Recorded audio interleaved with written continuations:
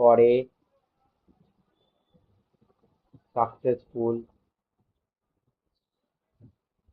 titration, formula will be M1 V1 multiplied by N factor that equals M2 V2 N factor. Now, volume of base used as base is filled in bullet, and the volume of acid that also be used, that acid whose standard